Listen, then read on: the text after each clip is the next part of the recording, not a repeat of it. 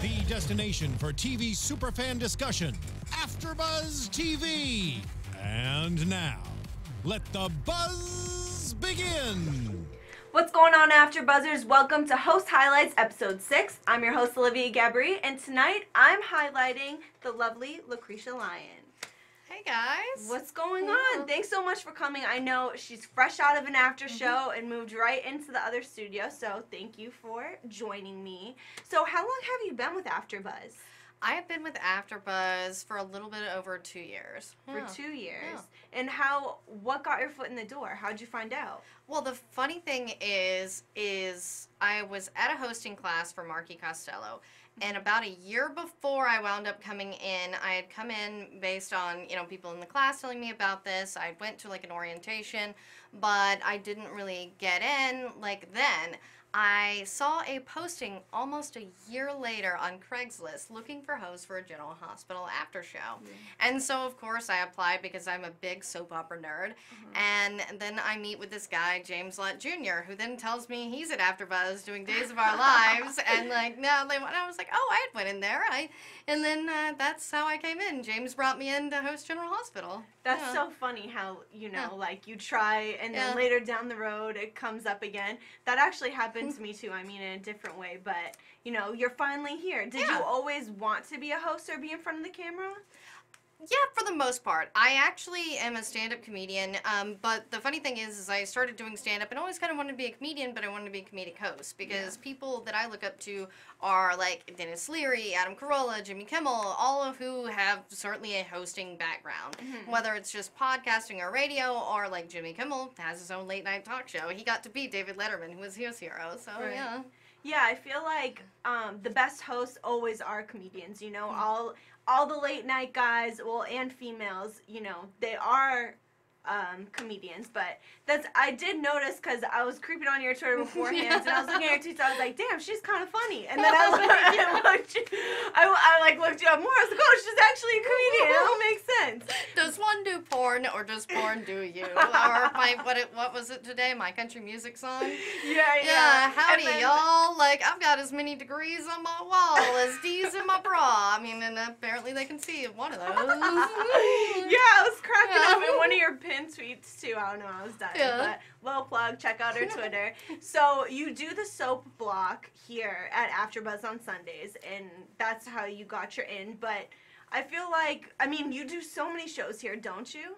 Yeah, I actually recently quit regularly doing General Hospital just because I have so much else going on, and, it's a soap opera. It's 5 days a week of watching, and then Sunday nights, but I still love my soap fans, and, I'll probably show up from time to time, just like James did the same thing. Yeah. We leave, but we never really leave. Right. But, yeah, I do a lot of the CW stuff, I will say, because I'm a big, big nerd. I love Legends of Tomorrow and Supergirl, which are 2 shows I've done. And I've actually, even did Arrow for last year. And I still love the show, even though some people have fallen out of love with it. But what do you think the best part about being able to be a part of AfterBuzz is? Well, as I say, I moved to LA by myself. I really didn't know anyone, and so it was very isolating for the first 2 years I lived here. But once I got to AfterBuzz, it was nice to come to a place where they encourage you to hang out with each other, and they would do things so that we would, throw us parties, or just try to help us meet people, or free classes and things like that. So instead of paying $300 a month like I was doing to go to Marky's class and meet people and network, this place is a place where I can come without having to pay and meet people. And I've made some of my best friends here. Yeah, me too, 100%. Do you feel like, you did take those classes, but do you feel like AfterBuzz has contributed to your growth as a host or a comedian in any way? Oh, definitely. The thing is everything you get better at by practicing. And to me, every time you go out there is practice, whether it's, an open mic. And that's the thing, is now I don't feel like I have to do open mics. I can almost practice my jokes at AfterBuzz without having to be in a skeezy bar like Gorky's. 100%. No, I get it. I mean, doing soap operas and doing like the CW stuff, I feel like the super fans are so huge, especially the ones that watch here at AfterBuzz. Tell me a little bit about that, like your interactions with the fans. Well, I consider myself the voice of the people. I am always the one that reads the live chat, and I really try to be very interactive with the fans, even when they don't like me. Sorry, Liaison fans, that's for you. And if you don't like Caramel, whatever. We all know they'll get it back together. They're a real life couple, guys. Oh my gosh. Yeah. Well, what's that like? Like, how do you deal with, you know, the positive and the negatives of people in the comments? Well, that is interesting to me that it's been a big problem this week, especially. Like, I've gotten so much hate on Twitter for, you know, shipper fans. And that's why forever I didn't want to say anything too much about a couple. But I'm like, you know what?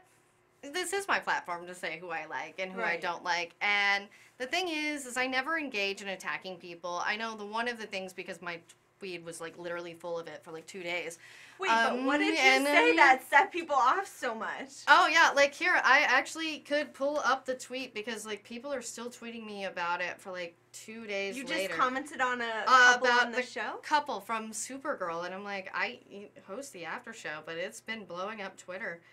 Wow. Yeah. I'm like Caramel, which is Cara Mon-El for you people who don't watch the CW. Yeah. And Cara is Supergirl, and Mon-El is also, he's a Daxamite, which is a rival, you know, alien group of people to the Kryptons. Okay. But yeah, it's like if they don't get back together, then what kind of message does that send? Barry and Ollie, which would be the Flash and the Green Arrow, both got married at the end of Crisis on Earth X, so why can't our female heroes have the same ending? Just saying. But apparently, this made people very angry. And that's why, I mean, there's a part of you that's like, oh, I hate these people. Well, they're all like, and they, you know, and then there's the other part that you're like, that's really sad. Yeah, but at the same time, I almost think of it like, I mean, they're listening to your opinion, and that's what's kind of great about having a platform like AfterBuzz, because as a host, you're speaking on something that you're passionate about, so for you, it's like that superhero type world, and if you want to comment on it, you want to comment on it. And the best thing is people are interacting with you. Well, and that's what I said is like, this is so positive in a lot of ways because my engagement on Twitter, I've gotten so many more followers, even if they're following me just to say mean things to me. I'm like, hey, it makes me look better. I mean, and two, I mean, this was sort of my response. And it's like, maybe instead of like attacking people for making a dumb comment, because, you know, it wasn't the most well thought out comment, I'll admit that, about fictional characters in a TV show, one should consider using their efforts and need to respond to other more influential people, like, you know, President of the United States maybe, about stuff that actually matters. Yeah. You know, and then, of course, drop the mic GIF, because it's Twitter. We gotta use GIFs. Right. But, you know, it's the one thing I've learned about while being at AfterBuzz, you know, you don't realize how, I mean, you're a super fan of the show, of course, but there's so many people out there that are so passionate about it, but do you feel like you've developed a thicker skin being on camera? Yeah, I mean, I've always sort of had a thick skin because I grew up with an odd background in a very conservative community. Yeah. I will say, so I got my thick skin as a kid.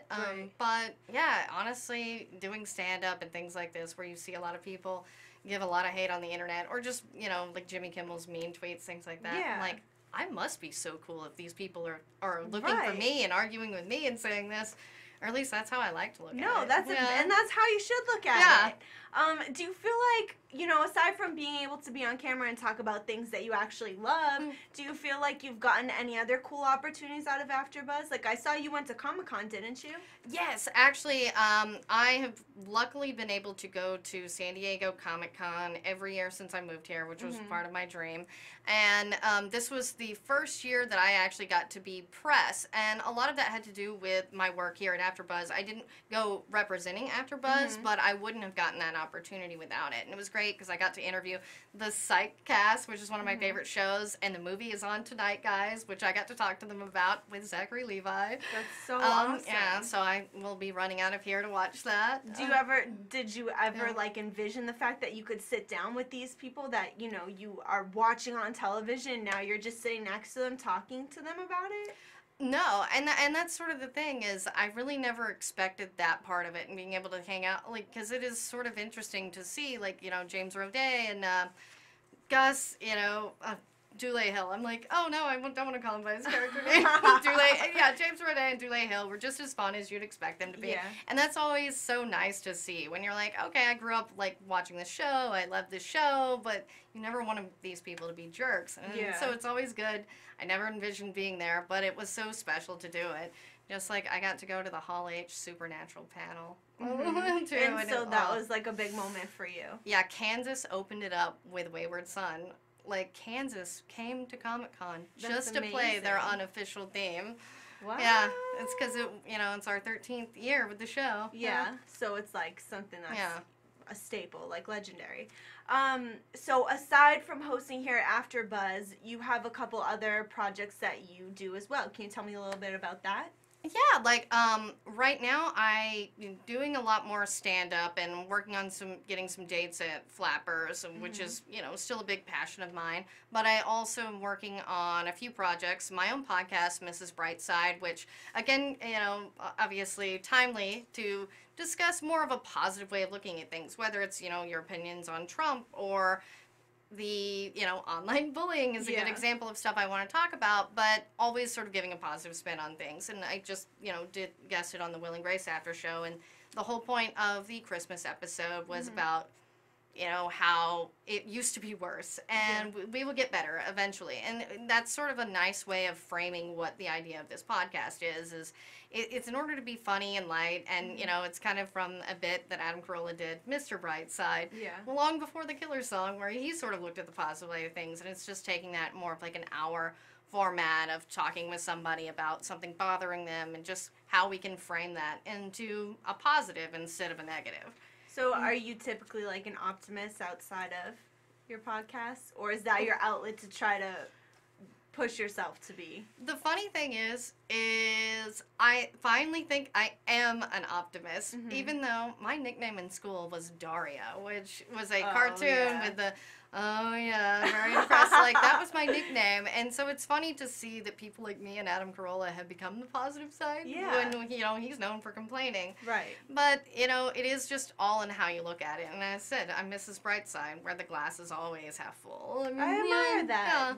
Sometimes, especially in this world now, it's really hard to force yourself to look at the bright side sometimes, But aside from that, you have a couple others. So you have your podcast, and then you do some other hosting as well, right? Yes. Like, one of the things that I've been working a lot with is in the cannabis culture here in LA because of the legalization coming in January for marijuana for all patients, not just people holding a medical card. And that's always been a passion of mine because CBD and then just medical marijuana, it sort of is part of the reason I was able to get out and be positive. And it's helped me a lot, as well as CBD helps my dog survive and her hip doesn't hurt. So I started a funny show that will be hopefully on THC.com in January. It's called Dopra, which is the Oprah of weed. It was a cute, I asked me in to maybe be a Vice reporter, and I may be doing some correspondent work with a few different things, but I'm like, you know what, I have a better idea. Let's, instead of getting all investigative, let's make this, a very straight morning news, daytime talk show, just as, Martha Stewart would do, and she's got a show with Snoop Dogg. But yeah, like Martha, Wendy, all my favorite ladies.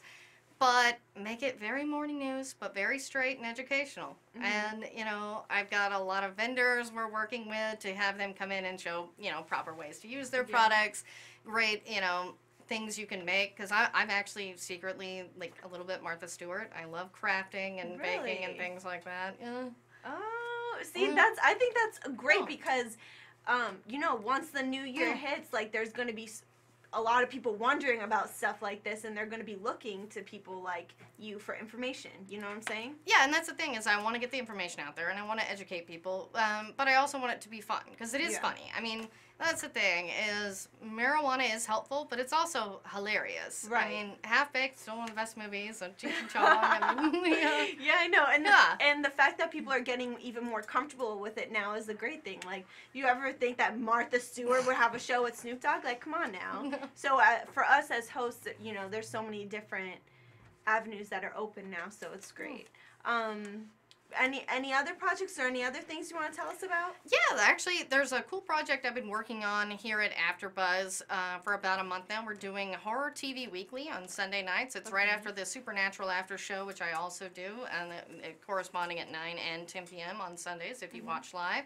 And it's a pretty good little show. We talk about all the news in horror TV. Also, we'll do some segments like we did a Where Are They Now with the Midnight Society for Are You Afraid of the Dark, since they're coming up with a movie and things like that. And we'll have some specials maybe for the Walking Dead mid-season finale on Sunday. Oh, that's Yeah. great. See, that's a good thing. I mean, I know we're evolving here after Buzz a bit, but for like horror movie fans, Yeah. they could just tune in and get their weekly dose. You know what I'm saying? Yeah, and too, it's a great place where we can talk about stuff that, you know, maybe doesn't have an after show, like Lucifer, which is a show I love. But yeah, you know, that way I can let people know what's going on there. Yeah. Yeah, all right. Well, thank you for joining me. So we can catch you on AfterBuzz TV on Sundays. You said the 9 and 10 block. Yes. Any other days you're here? For the Supergirl and Legends of Tomorrow after show, I believe we'll be keeping the same time slot for Supergirl because it will have the same time slot as a show when it comes back in January, which is at 10 p.m. on Monday nights. Okay. And then for Legends of Tomorrow, we'll see because it will be switching to Mondays in February. So, Okay, you know, so we'll keep an eye Yeah. out for that. All right, and where can everybody find you on social media and tweet you positive things? you guys can always find me at LACRETIALYON anywhere on the internet since there is only one. And I'm Olivia Gabaree. You can hit me up at @thereal_O_G, and we'll see you next week. Thanks, guys. From executive producers Maria Menounos, Keven Undergaro, Phil Svitek, and the entire AfterBuzz TV staff, we would like to thank you for listening to the AfterBuzz TV network. To watch or listen to other after shows and post comments or questions, be sure to visit AfterBuzzTV.com. I'm Sir Richard Wentworth, and this has been a presentation of AfterBuzz TV. Buzz you later.